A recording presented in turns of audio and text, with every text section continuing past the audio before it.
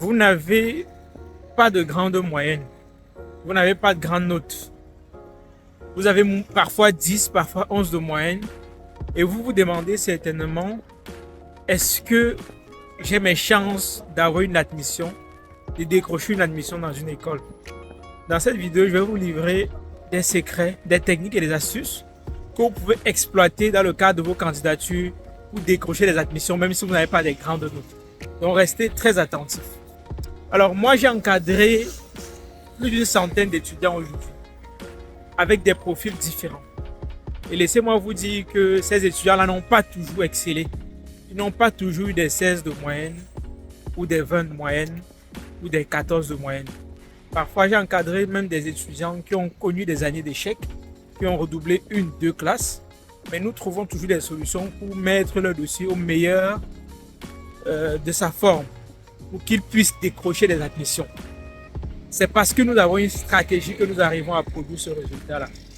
Et dans cette vidéo, je vais vous délivrer quelques secrets, je pense un seul, qui permet de faire la différence quand vous n'avez pas un dossier solide au niveau des moyennes.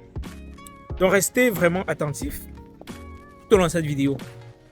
Dites-vous que lorsque vous candidatez à la procédure Campus France, on vous demande vos CV, vos lettres de motivation, vos relevés de notes et toute autre activité que vous avez réalisée, les justificatifs de ces activités-là.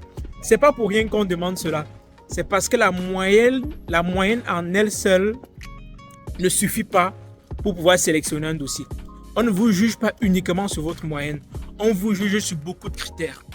Il y a la cohérence de votre parcours. Il y a la présence des matières de base par rapport à la formation que vous sollicitez. Il y a l'âge. Il y a tellement de critères. Mais aujourd'hui, je vais vous donner un critère qui peut vous faire la différence.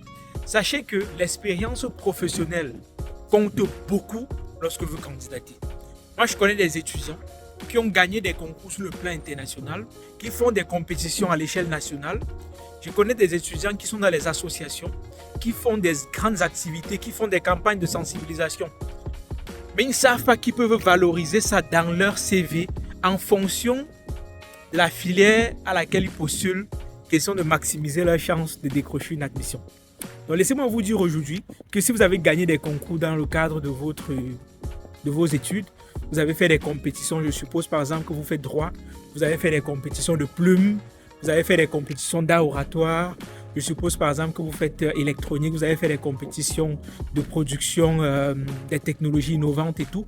Allez dans ces structures-là demander des certificats. Allez dans ces structures-là demander des justificatifs. C'est le moment de le faire. Et sachez que lorsqu'un responsable tombe sur votre dossier et qu'il se rend compte que vous avez gagné des concours à l'échelle nationale, internationale, mais il va mieux sélectionner votre dossier par rapport à quelqu'un qui a juste eu l'habitude d'avoir 16 de moyenne, un robot qui a passé sa vie à avoir 16, 17, 18 de moyenne. Parce que c'est pas toujours ça qui tranche. Hein. Il y a des gens qui sont les addicts de l'école qui ont, je critique pas quelqu'un qui passe le temps à avoir 16, 18 de moyenne, qui se disent que c'est ça qui compte.